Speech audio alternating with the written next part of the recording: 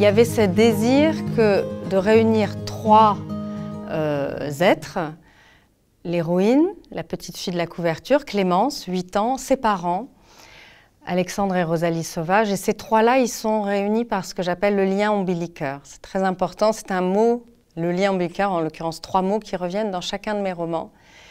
Ils sont dans une bulle, loin du bruit du monde, une solitude choisie, la nature, quelque chose de très organique, et avec quelque chose qui était là tout le temps dans ma tête, comme une sorte de métronome pendant que j'écrivais, que quasiment d'une ligne à l'autre, le lecteur sent un inconfort, mais qui le happe.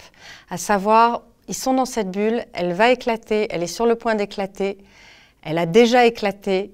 Qu'est-ce qui a provoqué ça? Et on ne l'apprend qu'après bien un temps de lecture, on va jusqu'à la moitié du roman. C'était très important de ménager quelque chose qui soit de l'ordre du suspense. Clémence, cette petite fille, elle suscite chez les lecteurs une émotion tangible. Ils reconnaissent en elle ou à travers elle des choses qui les traversent, des choses très enfouies. Elle met, je dirais, en lumière, à travers ses mots à elle très particuliers, j'en ai parlé, quelque chose qui va faire écho chez les lecteurs. Et en même temps, on sent qu'il y a quelque chose qui fait que...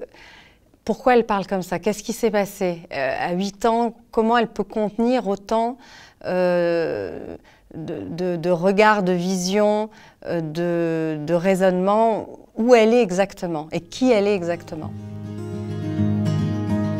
Cette histoire, je la porte depuis toujours, mais il a fallu 9 livres pour trouver comment l'écrire. Et je l'ai trouvé, pas seulement parce que j'ai écrit les 9 livres précédents, je l'ai trouvé tout simplement en relisant 20 ans plus tard, Un portrait de femme d'Henry James. Henry James connu pour être le roi de l'ellipse.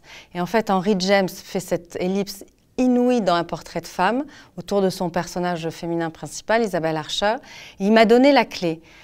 Pour raconter cette histoire et pour pouvoir mettre dedans tout cette lumière, ces souvenirs qui sont pleins des étincelles, encore une fois, de la joie, du bonheur, des découvertes ensemble, de ces émerveillements, de ce trio parents-enfants et tous ceux qui vivent autour d'eux. Il fallait que le temps soit passé par là, par rapport à cette sorte de secret de narration, à savoir qu'est-ce qui s'est passé, qu'est-ce qui va faire éclater la bulle, et que l'histoire soit racontée non pas au moment où la bulle éclate, mais le temps est passé, et c'est un temps qui est plein de souvenirs. Et à partir de là, je souhaitais que ça soit une voix. C'est comme si ce roman, voilà, je crois, j'ai commencé de l'écrire l'été de mes 8 ans, été 76, et l'histoire commence été 76, on est avec une petite fille. Évidemment, je ne suis plus cette petite fille, et évidemment, je le suis toujours. Il me semble que c'est le propre de chacun.